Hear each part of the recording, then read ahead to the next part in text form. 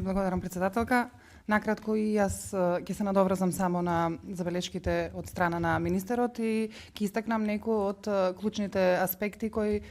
се вредни да се слушнат пред јавноста. Со предложеното законско решение всушност правиме усогласување со постојните закони и овозможуваме правна кохерентност и функционирање непречено на институциите. Со предложеното законско решение се врши прецизирање на условите, надлежностите и одговорностите на директорот на управата, вклучително и основите за именување и разрешување. Во однос на именувањето се бара дополнително да поседува сертификат за познавање на еден од најчесто користените три јазици во Европската Унија, меѓутоа и во основите за разрешување имаме измени и новини, со што доколку не е усвоен полугодишниот или годишниот извештај за работа на управата, постои основ за разрешување на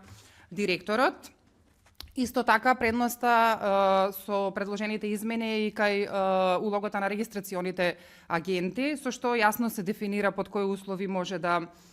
ја вршат оваа функција, односно со член 9 од предлог законот се појаснува членот 22 од постојниот закон и се наведува дека регистарот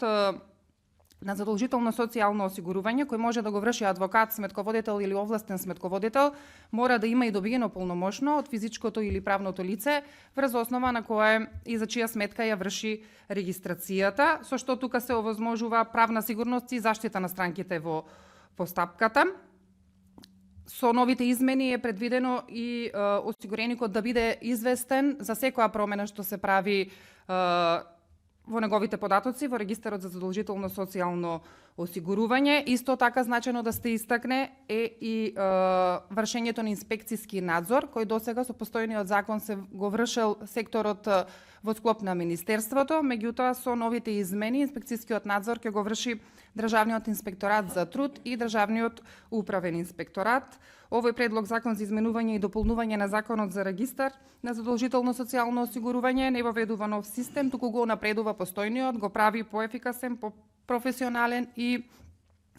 усогласен со важечката правна рамка, а ова е показател за одговорен, континуиран пристап во креирањето на јавните политики, особено во вака значајна област како што е задолжителното социјално осигурување. Ви благодарам.